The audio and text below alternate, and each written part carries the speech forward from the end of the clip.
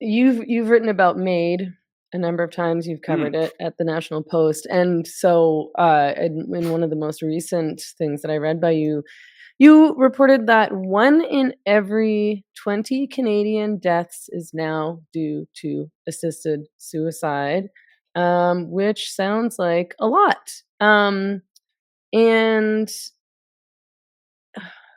in BC, MAID now represents 6.1% of all deaths. Quebec, for some reason, accounted for 36.5% of all Canadian MAID deaths in 2023. And you wrote that Canada has likely already surpassed the Netherlands as the world capital of assisted suicide, which I don't think is something that we should be proud of. What what's happening, first of all, and what do you think the approach to medically assisted dying in Canada should be? Basically, our approach was we brought in. There's not a lot of countries who have done it. But when you compare us to the ones that have, several U.S. states, Belgium, the Netherlands, all those hippie European countries, um, ours was uniquely free of any kind of guardrails. So, like a lot of things we've done in the past 10 years, we just kind of passed it, and like a lot of trans legislation. But nobody's going to abuse this. There's not going to be some like maid doctor who just starts killing everybody with minimal checks. I'm sure it'll be fine. So we'll just, we'll put through a system that is uniquely permissive. And I think the big difference, the huge difference between how Canada approaches assisted suicide and how it's approached in the rest of the world is in seeing it as part of the continuum of care. So if you actually look at the guidance for how MAID should be approached, doctors are told in Canada that you shouldn't assume that someone knows about MAID, and it is your duty as a physician or a nurse practitioner or a nurse to bring this up unsolicited. To say, someone comes in for a condition and say, okay, well, you can find your treatment. Did you know you could just die? Did you know that? And most other, I think all other places, not only that's not in the guidance, it's illegal. You cannot unsolicited. I think it's Australia, New Zealand, and maybe a few others. You can correct me on that, but yeah, Australia, nominally a country that's quite similar to us.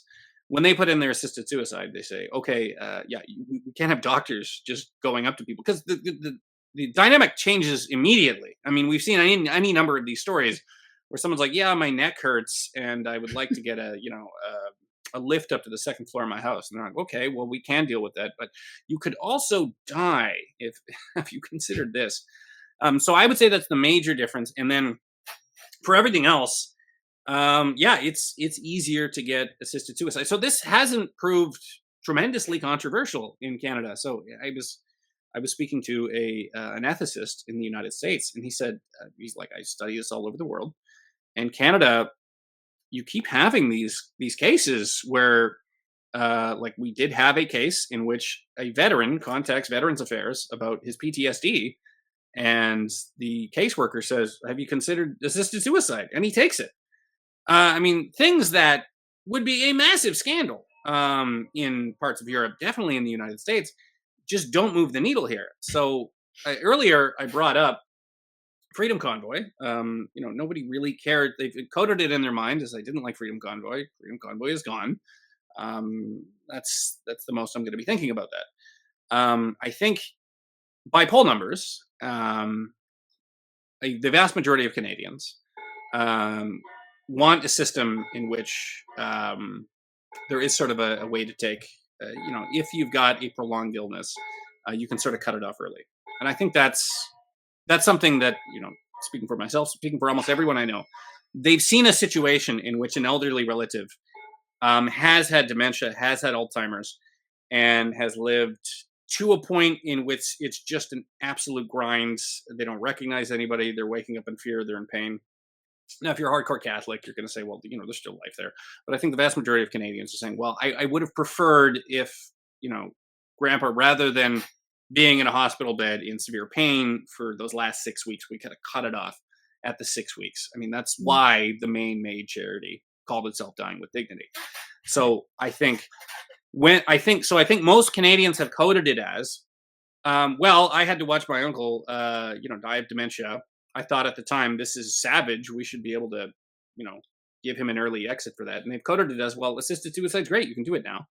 And then any number of instances crop up in the interim saying, like, okay, well, we have that where a terminally ill person can sort of take an easy out.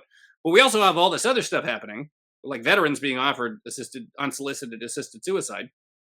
And I've seen the numbers on these stories. Like, I'll write about a story, and it does okay in numbers, but it's not a massive national scandal that stays in the headlines for weeks. It kind of drops away.